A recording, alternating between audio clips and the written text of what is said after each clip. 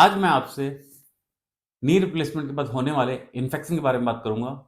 इसको हम कैसे पहचान सकते हैं, इसके लिए कौन कौन सी इन्वेस्टिगेशन या जांचें करवानी होती है और इसका ट्रीटमेंट क्या होता है। मैं doctor S S Khatri, senior robotic joint replacement surgeon, robotic orthopaedic clinic, Jaipur. आज मैं आपसे बात करने वाला हूं कि हमने जॉइंट रिप्लेसमेंट कराने के बाद जो इन्फेक्शन होता है उसको हम कैसे आइडेंटिफाई करें और उसको कैसे हम ट्रीटमेंट करें।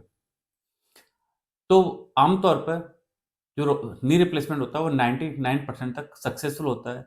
बहुत कम चांसेस, 1% चांसेस होते हैं कि इसमें इन्फेक्शन हो जाए या कोई दूसरी तरह की कॉम्प्लिकेशंस हो जाए।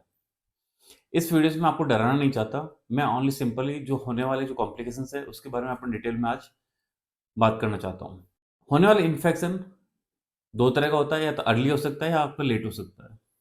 अगर अर्ली इन्फेक्शन होता है तो 7 to 10 डेज या 2 वीक्स के अंदर अंदर आपको इन्फेक्शन के सिम्टम्स मिल जाते हैं।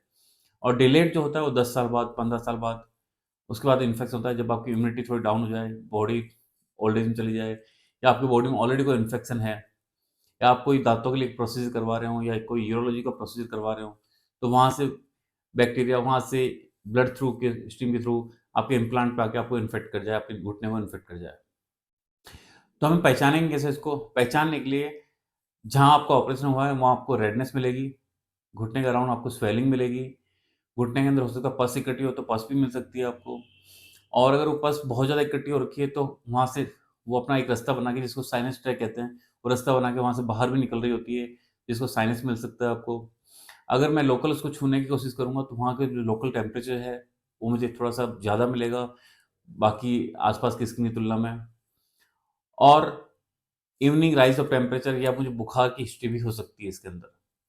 मेरे जो रेंज ऑफ मोशन है, मेरा जो घुटना मुड़ना है बिल्कुल बंद हो जाएगा और मुझे एक्सट्रीमली पेन होगा अगर घुटने के अंदर बहुत ज़्यादा स्वेलिंग इकट्ठी हो गई है तो। मेरा घुटना मुड़ना बंद हो जाएगा और मैं डे टू डे एक्टिविटी में मुझे बहुत ज़्यादा प्रॉब्लम आएगी। इसको पहचानने के लिए आप अपने किसी डॉक्टर को दिखा सकते हैं। वो कुछ ब्लड इन्वेस्टिगेशन लिखेंगे। ब्लड इन्वेस्टिगेशन के अंदर आपका जो टोटल ल्यूकोसाइट काउंट है वो बढ़ा हुआ हो सकता है। उसमें न्यूट्रोफिल्स बढ़ी हुई हो सकती है, सीआरपी बढ़ा हुआ हो सकता है, आपका ईएसआर बढ़ा हुआ हो सकता है।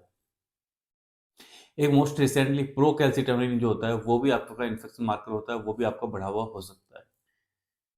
अगर आप अपने डॉक्टर को दिखाते हैं तो वो हो सकता है आपको एमआरआई सजेस्ट करे या आपको अल्ट्रासाउंड सजेस्ट करे। अल्ट्रासाउंड थोड़ा चीप होता है, इसमें हमें इन्फेक्शन के बारे में डिटेल जानकारी नहीं मिलती, लेकिन इन्फेक्शन है या नहीं है उसका पता लग जाता है।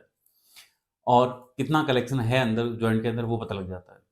अगर कलेक्शन है उसके अंदर तो हम यूएसजी गाइडेड उस कलेक्शन को निकाल के उसको बाहर सैंपल के लिए, बाहर लैब में जांच के लिए भेज सकते हैं, जिससे आपका बग कौन सा है, बैक्टीरिया कौन सा है उसका पता लग सकता है। साथ में वो किस एंटीबायोटिक से सेंसिटिव है उसका पता भी हमें उस जांच से पता लग सकता है। दूसरी होती है एमआरआई। एमआरआई हमें डिटेल के अंदर पता लग सकता है कि आपका इन्फेक्शन जो है कहाँ तक इन्वॉल्व हो रखा है, कितनी स्वेलिंग हो रखी है, आपकी मसल्स लिगामेंट कैसे हैं, आपका जो बोनी स्ट्रक्चर है, जो इम्प्लांट डला हुआ है वो लूज तो नहीं हुआ है। पूरी डिटेल एमआरआई के अंदर मिल जाती है। और तीसरा जो इन्वेस्टिगेशन होता है वो होता है बोन स्कैन। जो बोन स्कैन वो होता है, बोन स्कैन के अंदर हॉट स्पॉट्स आते हैं, उससे हम इन्फेक्शन को पहचान लेते हैं। लेकिन आज डेट में एमआरआई और यूएसजी ने लगभग बोन स्कैन को एब्सोल्यूट कर दिया है। और अगर ट्रीटमेंट की बात करो, अगर आपका अर्ली स्टेज में इन्फेक्शन है तो आपका वॉश देके और आपकी पॉली चेंज करके डॉक्टर उसको सही करने की कोशिश करता है। और अगर वो एडवांस स्टेज का हो रखा है तो आपको रिवीजन सर्जरी की जरूरत पड़ती है। रिवीजन सर्जरी दो स्टेज में हो सकती है। स्टेज फर्स्ट, जिसके अंदर आपका इम्प्लांट निकाल के उसमें सीमेंट का इम्प्लांट डाले, और स्टेज सेकंड, जिसके अंदर वापस 2 महीने बाद आपको एंटीबायोटिक दी जाए और 2 महीने बाद आपको वापस रीऑपरेट किया जाए। और कुछ जगह पे, जैसे अच्छी कंट्रीज जैसे यूएसए, जर्मनी, जिनकी इम्यूनिटी अच्छी होती है, वहाँ सिंगल स्टेज रिवीजन भी होता है। तो आज मैंने डिटेल बात करी है इन्फेक्शन के बारे में। अब इन्फेक्शन के बाद होने वाली रिसर्च के बारे में बात आपसे नेक्स्ट वीडियो में करूंगा। तब तक थैंक यू।